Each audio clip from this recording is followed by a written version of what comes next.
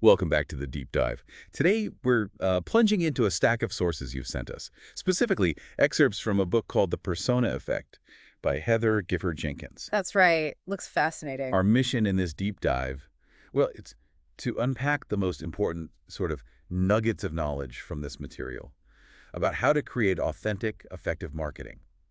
And it does this by blending human insight and intuition with the power of AI. Yeah, that blend is key. Think of this as your shortcut, maybe, to understanding a unique approach, building a personalized AI marketing brain, focusing on the work behind the work. That's what makes the difference. It's really about turning AI from, maybe a potential threat into your most powerful ally. Exactly. I mean, the author sees AI not as a replacement for human creativity, not at all, but as, like, the biggest amplifier you've ever known. An amplifier. Okay. Yeah, but an amplifier is only useful if the signal, the thing it's amplifying, is clear and strong.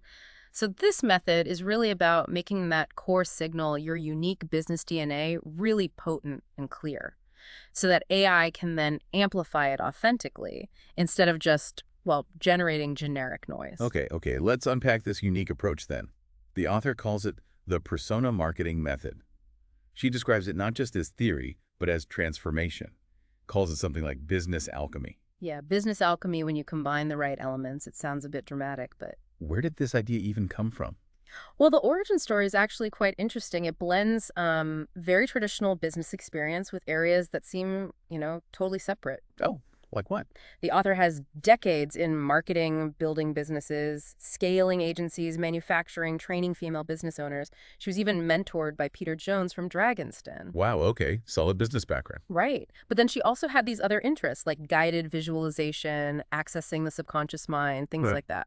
Ah, okay. And the aha moment connected these apparently separate worlds. Precisely, yeah. It came when she was sitting with a client. This client knew her customers deeply, like intuitively, but she was really struggling to articulate that knowledge consciously. I can picture that. And the author had this realization, maybe the answers weren't something the client needed to figure out logically. Maybe they were already inside her, stored in subconscious pattern recognition from years of interaction. Okay.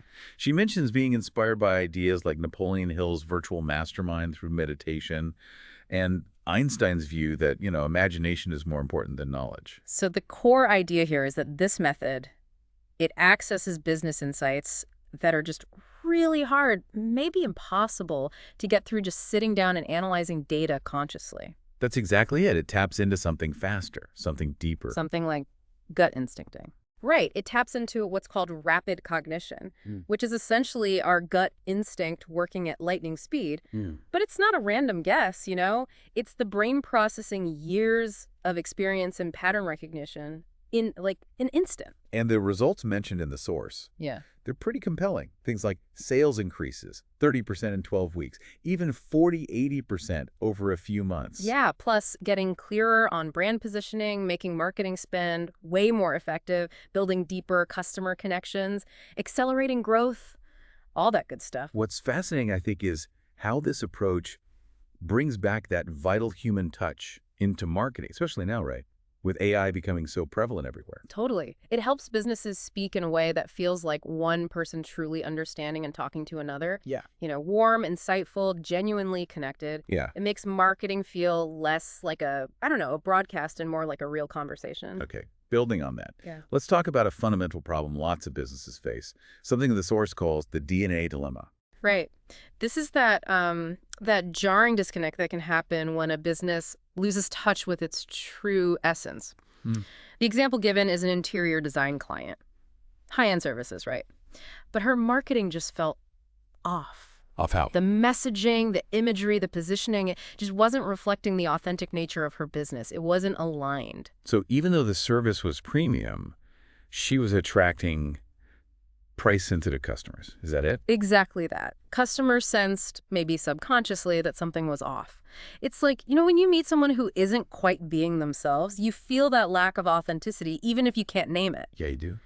And in business, this misalignment isn't just an external thing. It hits the team, too. Marketing creates stuff that doesn't land with sales. Customer service maybe can't deliver what marketing promised. Everyone ends up working harder, achieving less because things just aren't flowing together. And this has a compounding effect, right? Like a small misalignment right at the foundation. Yeah. Audience, your brand, your offers, that can throw everything else way off course down the line.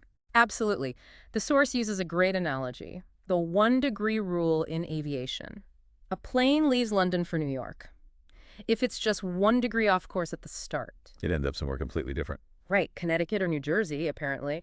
A tiny error at the start leads to a wildly different destination. Misalignment in business, same thing. Okay, so if misalignment is like being off course, what does alignment feel like then? It's described as bringing relief, like a chiropractic adjustment for your business. Interesting analogy. When everything aligns, your brand, your message, your offers, your ideal customers' marketing efforts just gain traction naturally, teams kind of get decisions intuitively. Customers show up feeling like they already know you, trust you. It supports sustainable growth without exhaustion, the source says, because you're working with your business's natural DNA, not fighting against it.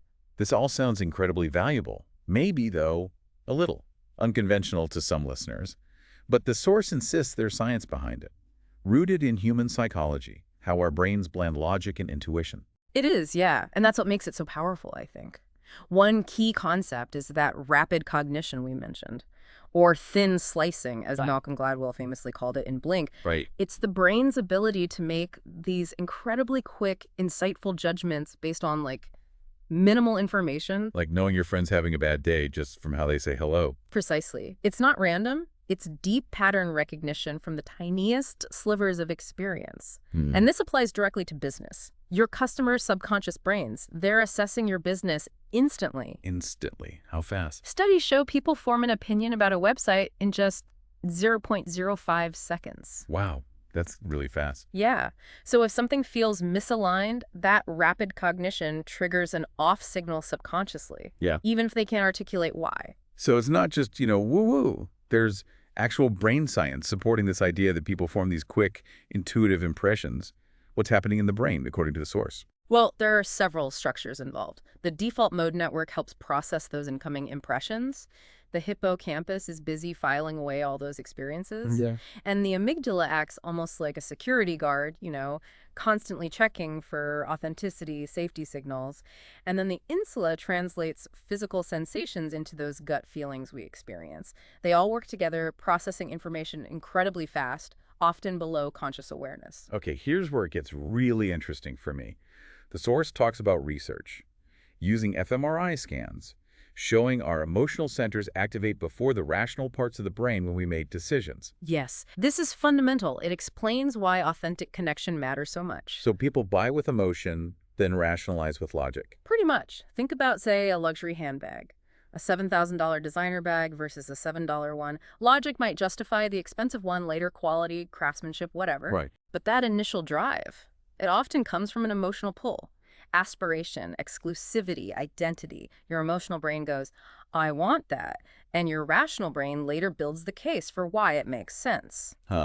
Okay, I can see that. So marketing needs to evoke that right emotional response first, not just present logical features. Strong, aligned brands even activate brain areas linked to positive emotions and social connection, like the feeling you get interacting with close friends. And this method helps access those hidden business insights because as adults, our brains get really efficient, like highways. That's a great way the source puts it. We stick to the main highways, losing some of the flexibility and creativity we had as kids, those old country roads, Right. This method helps us find those again, reawaken that flexibility. And imagination plays a role here too, distinct from intuition. Yes. Intuition draws on past experience for quick judgments. Imagination, though, combines existing knowledge in novel ways. The source mentions things like memory recombination, mental simulation, like running a VR scenario for your business, counterfactual thinking, what if my brand were a person? And neural coupling. The persona marketing process actively engages these imaginative functions. So the techniques mention things like hypnotic induction, NLP, guided visualization. They aren't mystical. They're practical ways to access this deeper stuff. Exactly. The source describes them as practical applications of cognitive science. They help quiet that noisy, analytical mind and access subconscious knowledge. It's the same principle elite performers use with mental imagery. Musicians mentally rehearsing, weightlifters visualizing a lift, speakers practicing in their mind. Right. That mental rehearsal builds neural pathways, supporting real-world execution. You're essentially doing the same for your business strategy. Okay, this is fascinating. Let's dive into the practical side then. Yeah. The framework steps the book outlines. The first one, sorting and segmentation for clarity. Framed by that William James quote, "The art of being wise is knowing what to overlook." Right. This is all about cutting through the noise, clearing the decks mentally. The source gives an example of a financial firm. Sheer visual chaos in the office was overwhelming staff, making it hard to focus. Similar to information overload, right? Yeah, definitely. They use principles, actually, like feng shui, to transform the space. Result: significantly reduced stress, boosted productivity. So sorting isn't just about data, it's about gaining clarity first, like finding your bearings with a clarity compass. And the simple 3 piles approach sounds really practical for sorting offers. Keep, refine, phase out. It is. It forces strategic focus, it simplifies your marketing message, and importantly, it can help you identify and, well, phase out those poor fit clients or offers that just drain energy and yield little return. Makes sense. A consultancy mentioned in the source saw a 40% profit increase just by getting rid of low revenue, high maintenance clients. Wow. And for startups, getting this right from day one is like a gift. Understanding the competitive landscape is part of this step too, the competitor safari. Yes, the competitor safari. It's about observing others, their messaging, visuals, channels, customer experience, but importantly, not to copy them. Right. It's to find unmet needs, identify your unique strengths, find where your business can carve out its perfect habitat. A business strategist example. She realized her ideal niche was women entrepreneurs over 45 transitioning from corporate just by watching who resonated with different messages out there. And grouping offerings into collections. That seems like another quick win for clarity. Absolutely. A skincare company example. They had over 40 products, chaos. They organized them into just 5 simple collections.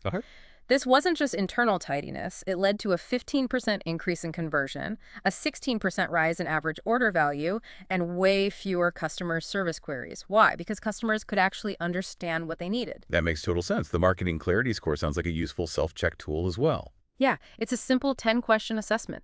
Helps you rate where you stand on clarity. Are you a superstar, champion in training, seeker, or novice? It quickly highlights areas that might need attention. And then there's the classic 80-20 principle. How does that fit into this sorting step? The Pareto principle. It reminds us that often 20% of your clients or offers bring in 80% of your profit. It's a common pattern. The source gives an example of a consultant finding that 60% of her stress came from clients bringing in only 10% of her revenue. Ouch. Yeah, ouch. So the goal then is to flip the ratio. Exactly. To focus your energy, identify and attract more of those high-value clients or promote those high-profit offers more effectively. The book explains how to identify them, what makes them special, what do they truly value, how did they find you in the first place. Okay. There's an example of a digital marketing agency specializing in wellness businesses. They actively focused on their top 20% clients, and they managed to flip their ratio so that 45% of their clients generated 90% of their profits. Much better balance. So this initial sorting process, it isn't just tidying up. It's creating really structured insight that guides every future decision. It's a powerful foundation. Absolutely. Which leads us very nicely into framework step 2, uncovering buyer personas, but using a 4D approach, not the old flat way. Right, traditional 2D personas. Yeah. They always feel a bit, well, flat, don't they? Just name, age, job, basic interests. The book describes them as lacking the depth needed for truly emotional copy, or understanding the real people behind the purchase. Yeah. Like describing a wardrobe and hoping to understand the person's soul. That's a great description from the source. Exactly. The persona marketing 4D approach goes much deeper. It explores physical, emotional, intellectual, and even temporal dimensions for deep customer understanding. The goal is for it to be a felt experience, like you've actually met this person. It accesses that intuitive database the source talks about, the one in your subconscious, built from countless tiny interactions you've already had with customers over the years. Okay, but for someone who's maybe very analytical, this might sound a little unconventional. The source even mentions one client called it bonkers but brilliant. how do you overcome that initial skepticism? Yeah, it's understandable. The key seems to be coming with an open mind and just looking at the practical, often remarkable business results it delivers. The author stresses, if you can close your eyes and visualize your own front door, you can do this process. Okay. It's about accessing what your brain already knows subconsciously, not inventing something out of thin air. So tell us about the process itself then. How do you actually uncover these 4D personas? Well, it often happens in workshops, sometimes one-to-one for the deepest, most immersive experience. It starts with preparation, relaxation, helping that analytical mind step back, kind of clearing the noise. Makes sense. Then you connect, maybe by imagining your business radiating light, like a beacon calling out to your ideal customers. And then you invite a customer persona to appear in your mind. Yes, exactly. In your imagination, you observe details. The source mentions seeing, for instance, a lady in a silk shirt and designer bag. This isn't random, remember. It's synthesized from your brain's stored memories and patterns of who your ideal customer feels like. Like a vivid dream based on reality? Sort of, yeah. A very focused one. But how does that image become useful business data? It's not just about seeing them, right? No, absolutely not. That's where the dialogue process comes in. You engage with this imagined persona, you ask questions. The Melinda and Sophie example in the source is great. They were testing a manifestation app idea. Okay. By talking to their persona, Sophie, in this guided way, they uncovered her skepticism. No hocus pocus, she apparently said in the visualization. They found her desire for practicality, her need for something that genuinely helps her progress. Ah, so that revealed their initial messaging was completely off base for her. Totally off. This dialogue helps extract those crucial, often unspoken insights. It's not just visualization then. It's a structured way of asking questions to get those insights. Are there challenges people face doing this? Oh, sure. Sometimes people over-intellectualize or find visualization tricky or connecting with the emotion is hard, but the book apparently offers solutions like using sensory prompts or indirect questions to help access those deeper layers. And the real-world results. You mentioned a fashion store and a tech company earlier. Yeah, the e-commerce fashion store used this to really clarify their different buyer types, led to a 30% sales increase, 40% rise in average order value. Why? Because their messaging finally resonated. Impressive. And a tech company. They used it to address their customers' unspoken fear about data security, something they hadn't picked up through normal surveys. Addressing that directly led to a 35% increase in qualified leads and nearly 30% shorter sales cycle. They shifted from talking Tex-Mex to speaking directly to the peace of mind their service offered. That's powerful. And the outputs sound really tangible too, not just fuzzy feelings. Messaging frameworks, content ideas. Exactly. You get a multi-dimensional persona overview, clear messaging frameworks, ideas for the right channels, content calendars, offer refinements, tools like the alignment audit tool mentioned. The personas become these living presences you can mentally consult when making marketing decisions. Would Sophie like this? Okay, moving on to framework step 3. Discovering your authentic brand persona. This is about defining who your business itself is at its core, right?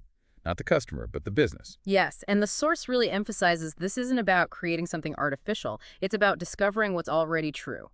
Uncovering your brand's unique DNA. It should feel like a homecoming, is how it's put. Is it different for personal brands versus, say, bigger business brands? Yeah, there's more complexity often with individuals, coaches, consultants, because they might have multiple facets or personas themselves. The author found she had 4 distinct ones. 4? Right. Whereas a typical business brand usually has one core persona representing the entity. And this ties into concepts like the alter ego effect, maybe? Finding that core identity. It does, yeah.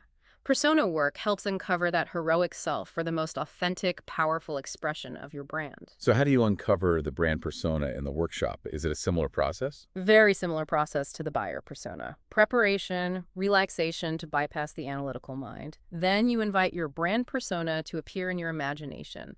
Observe its characteristics. Ask it questions. Questions like what? About its purpose, its values, how it sees the world. And you might give it a name to make it more concrete. Can you share those examples from the source? Yeah. The Sarah, Chloe, and John Day VE ones. Sure. So Sarah saw Chloe for her skincare business. She appeared as natural, gentle, connected to nature, someone who deeply cares about ingredients and helping mums with skin problems. Very nurturing. Okay. John, for his tech business, saw DAVE appeared as masculine energy, direct, logical, future-focused, valued ethics, technology, evolution. DAVE was apparently very clear he wanted clients who wanted to progress. So these weren't just abstract concepts. They were vivid personalities embodying the business's core energy. Exactly. Now, the source also discusses masculine and feminine energies in brands. Can you clarify that? Because that might sound a bit confusing or stereotypical. Yeah, it's really important to get this right. The source stresses this isn't about gender stereotypes at all. These are seen as complementary energies that exist independently of gender, and healthy businesses often need a balance of both. Okay, so what are the qualities? Think of feminine energy as typically nurturing, intuitive, collaborative. Masculine energy as more direct, decisive, logical. The wellness coach example is perfect. Despite her gentle appearance, her business's core energy, discovered through this process, was naturally direct and goal-oriented. And embracing that felt right and actually helped her connect better with the right clients who valued that directness from her business. So how do you actually apply the persona once you've discovered it? Well, you explore how it would handle different situations. Role-playing scenarios is key.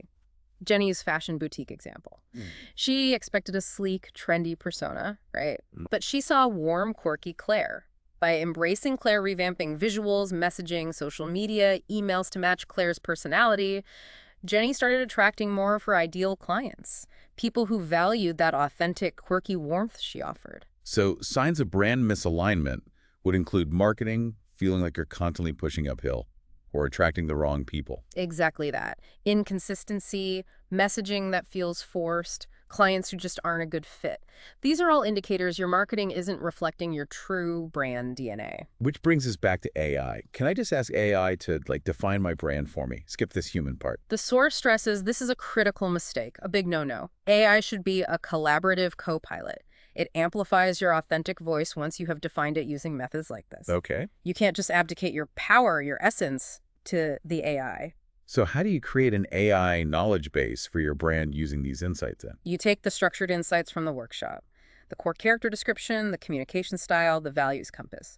Like John's DAVE attributes confident, direct, ethical, future-focused. Right. And you input them into a custom GPT or some other AI knowledge base. You essentially train the AI to think and speak as your brand persona. Okay, train it. So when John tested prompts, write an email as DAVE, draft a social post as DAVE. The output perfectly matched the persona's confident, forward-thinking, transparent voice. It wasn't generic text speak. Ah, that's the power then.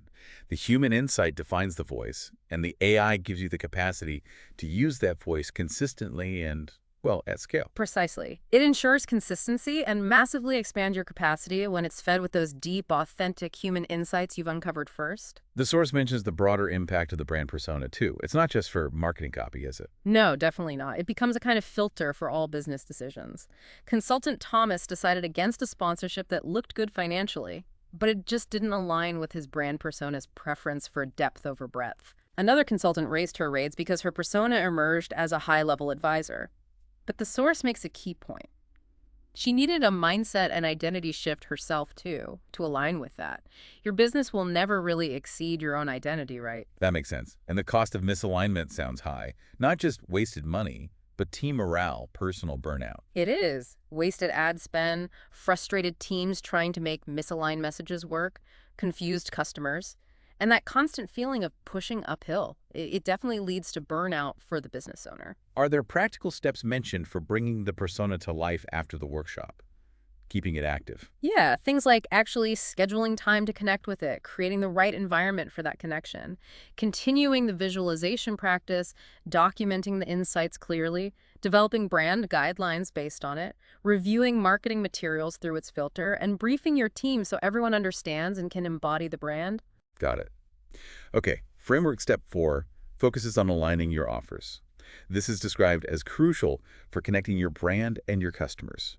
Using that quarter-inch drill versus quarter-inch hole analogy. That analogy is key, yeah. People aren't just buying the functional thing, the service, the features. They're buying the outcome, the transformation, the solution to their real problem, the whole, not the drill. And the invisible gap. Mm, That's when your brand and buyer personas might be aligned, but the offers themselves don't quite bridge that connection. exactly right. You understand your audience, you know who you are as a brand, but how you structure or talk about your offers isn't connecting those two. There's a gap. The source details 4 dimensions of offer alignment. What are those layers? Okay, so building on the persona work, you align offers on 4 dimensions. Functional, what it actually does. Emotional, how it makes the customer feel. Identity, who the customer becomes by using it. And value, its perceived worth, which goes way beyond just the price tag. Sarah's coaching program example. Functionally sound, great tactics. But it wasn't speaking to the emotional desire her clients had for ease and flow, not just more strategies. It missed that dimension.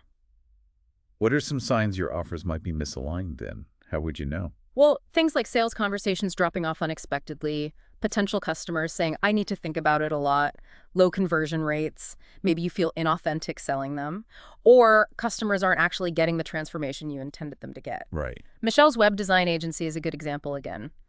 Her brand and understanding were aligned, but her offer structure itself, how the packages were put together, it unintentionally attracted price-sensitive clients because it didn't highlight the full strategic value up front.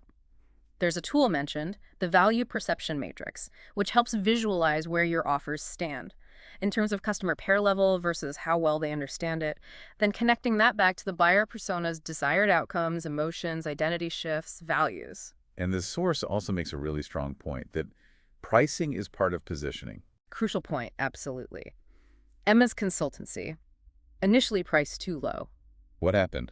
Well, that low price unintentionally signaled low value, attracting the wrong clients, despite her actual expertise. Raising her fees combined with shifting her own mindset and identity into that high-level advisor role discovered through her brand persona work actually started attracting her ideal clients. So price is a powerful signal that has to align with the brand and the value delivered. Absolutely. It has to be congruent. So the result of getting brand, buyer, and offers completely aligned, what happens then? Marketing stops being about hard selling or convincing people. It becomes more about connection, attraction. It's described as riding a wave of natural attraction. Emma, the consultant, after aligning everything, she ended up with a waiting list of ideal clients wanting to work with her. Nice. And a simple audit is just checking, does my offer language match my brand voice? Does it speak to the buyer's needs and desires on all those dimensions, functional, emotional, identity? Does the pricing align? Precisely. It's a quick way to spot those potential disconnects. Okay, moving into execution. How do we actually apply all these deep insights to our everyday marketing activities? The quote here is powerful. Marketing is no longer about the stuff you make, but about the stories you tell. Yeah, this is where the rubber meets the road, isn't it? So many businesses do all the right activities. Social media posts, newsletters, blogs, but see really stagnant growth. Rebecca's example highlighted this. She was doing everything, but her content lacked an authentic voice. It just wasn't resonating deeply enough. And the source talks about a content challenge, that external pressure to sound professional or corporate can actually suppress your authentic voice. It's so true. We get imprinted by what we think business communication should sound like, and it often makes us sound, well, generic and boring. But the magic of aligned communication makes marketing stop feeling like marketing. How does that work? Yes, it creates genuine connection precisely because it feels authentic and speaks to real human experience. The example about acknowledging those subtle dynamics women often face in meetings, where you say something brilliant, it's ignored, then a male colleague repeats it 5 minutes later and suddenly it's genius. Oh, yes. I think many listeners might recognize that. Exactly. Acknowledging that specific, shared, sometimes frustrating emotional experience, it landed so powerfully because it resonated deeply. It showed real understanding. The email marketing framework example sounds practical for structuring communication that connects like that. It is. It suggests a connecting hook that grabs attention by speaking directly to the reader's world, a connection bridge that builds rapport, a value-centered message delivering insight based on their needs, and a clear, natural next step. Okay. The interior designer who doubled bookings used this framework, ensuring every email felt aligned, personal, and valuable. And the social media voice map, helps keep things consistent across different platforms. Right. Because they all have different vibes. Right. It helps maintain your core brand voice while allowing for slight, appropriate adaptations based on the specific platform's culture or norms. What about overcoming content creation blocks? If you've defined your persona, does that just magically fix writer's block? Maybe not magically fix it, but it helps enormously. It gives you permission to be authentic. And the source calls that authenticity the greatest marketing advantage. It actually boosts your self-confidence because you're not trying to constantly filter yourself or imitate someone else. Makes sense. The financial advisor example is great here. She tested a less formal, more authentic approach in her content. Engagement and inquiry rates tripled. She found her market valued her expertise absolutely, but they didn't need or want the stiff jargon and overly formal tone. They wanted connection too. And if content still feels off, even after doing the persona work, you revisit the persona. Yes, exactly. Like Tanya the coach. If her content felt maybe too structured, even though she knew her business also had an intuitive, flowing side, revisiting the persona helps find that authentic balance between the two. Okay, finally, framework step 5. Amplifying your insights with AI. The source frames AI not as some magical genie, but more like a marketing librarian. I like that. It's a great analogy, isn't it? AI needs specific instructions. It needs well-organized information. It's brilliant at retrieving and assembling patterns from the data you give it, but it doesn't inherently know your unique business or your specific customers' deep needs. So without clear input, AI output is likely to be generic. Yeah. Or even inaccurate. Exactly. It provides generic information based on its vast training data. Or it can even hallucinate, basically make things up if it doesn't have the right specific data and constraints from you. Right. This is why the deep structured input from your persona work and your alignment work is so crucial then. It's the foundation. Absolutely essential. It's the knowledge bank that enables AI to generate marketing that is actually on-brand, resonant, and effective for your audience. Without it, you're just getting generic noise amplified. The source is clear. Don't abdicate your power to AI. You have to direct it with your unique human insights. How does the source show this working in practice? Something about using humanized data. Yes. Melinda, with the manifestation app idea, she inputs Sophie's buyer persona, insights all that detail about her skepticism, her desire for practicality, her specific needs into a custom GPT knowledge base. Okay. She basically trained the AI to think and speak like Sophie, so she could then test marketing messages with the AI acting as Sophie. Wow, that's clever. It allowed her to create incredibly personal, precise marketing tailored directly to Sophie's specific mindset and objections. And you can create GPTs like this for multiple buyer personas, tailoring messaging for each segment. And doing the same for the brand persona, like John and DAV. Exactly the same principle. Yeah. John input his DAVE brand persona insights, core character, communication style, values compass into his own custom GPT. He directed it to respond as DAVE. And the results. When he tested prompts for an email or a social post, the output wasn't generic business speak. It perfectly matched DAVE's confident, forward-thinking, transparent voice because the AI had been trained on those specific attributes. So the power isn't really in the AI itself, magically knowing things. It's in the AI acting as a collaborative co-pilot, using your deeply human insights to ensure consistency and expand your capacity massively. That's the core message, absolutely. It's technology and humanity working together, but with humanity firmly in the driver's seat, providing the direction and the soul. Well, we've taken quite a deep dive through this source material today. It feels like a really integrated approach. From understanding that fundamental need for authentic alignment, to using these science-backed, maybe slightly unconventional methods to uncover your unique business DNA and your customers' true needs and desires, and finally, amplifying these crucial human insights with AI, not being replaced by it. Yeah, the core message really is clear, isn't it? The most powerful, the most effective marketing, especially now in the age of AI, it comes from combining technology with humanity. And that combination has to be rooted in a deep, intuitive, but also structured understanding of who you authentically are as a business and who your customers authentically are as people. The source mentions, as we've touched on, additional resources and tools if you want to explore these concepts further. Things like bonus training, a clarity compass tool, the value perception matrix, a social media voice map, a starter kit, and even workshops based on this method. Which leaves us, perhaps, with a final thought for you, the listener, to ponder. Given how incredibly quickly first impressions are formed online and how deeply emotions really drive decisions, how much untapped potential for connection and for growth is already hidden within your business's authentic voice, just waiting to be discovered and shared.